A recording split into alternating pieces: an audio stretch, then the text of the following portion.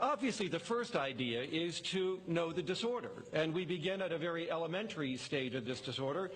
This is a developmental disability. That is the first thing you need to understand. A disability of what? There are two psychological traits that are not developing in this child on time.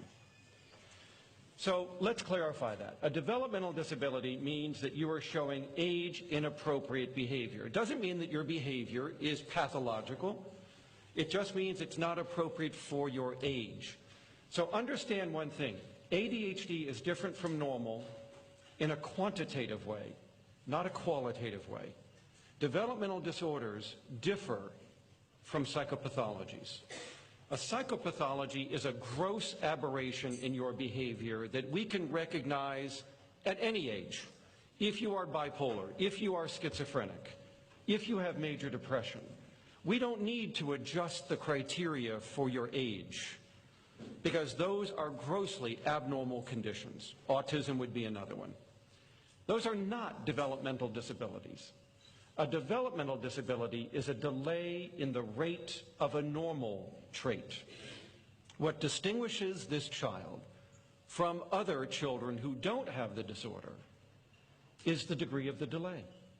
They will go through the same stages that others would go through in normal development, but not at the same time.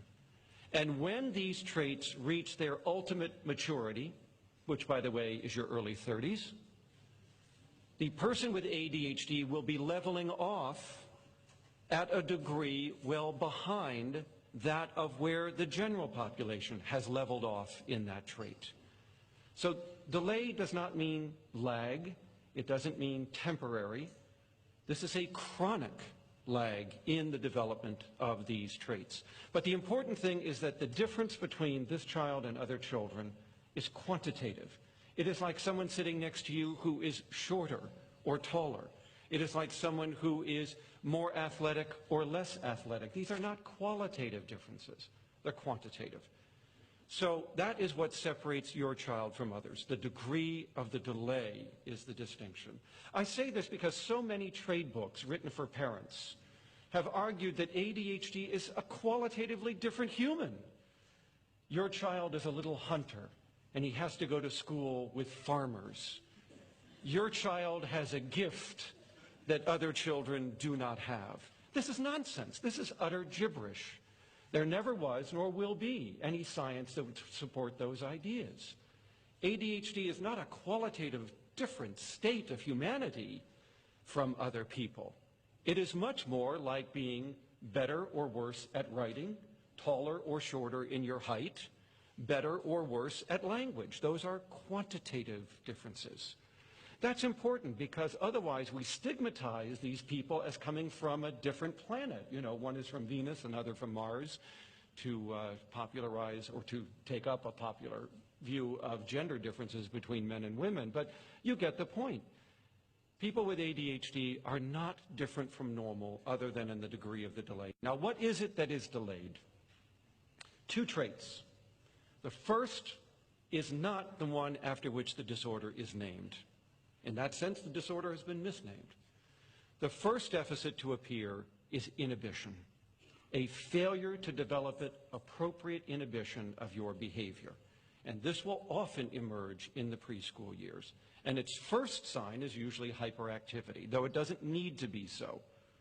But it typically is. You have an individual who is behaving too much, who is not suppressing irrelevant behavior the way other children are able to do.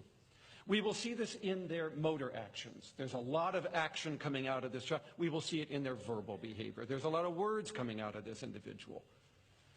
And we will see it in their intrusive and disruptive motor and verbal behavior as well. But along with that, there is a cognitive impulsiveness, this snap decision-making, this quickness to do the first thing that pops into your head without due delay and due diligence, thinking about what the consequences will be. And then we will also see the restlessness, not just the gross motor activity, but the seat restlessness, which I think affects their school performance more than the gross motor activity does. But this will decline with age, so that is why hyperactivity is no longer the name of this disorder, because it declines steeply, and by adolescence it's nearly gone, and by adulthood it's an internal state. It's a feeling inwardly of a need to be busy in doing multiple things. And it's a busyness of one's mind, one's ideas. There is a restless quality to their cognition, but not to their outward behavior. In fact, our research has shown that hyperactivity is of no diagnostic value in adulthood.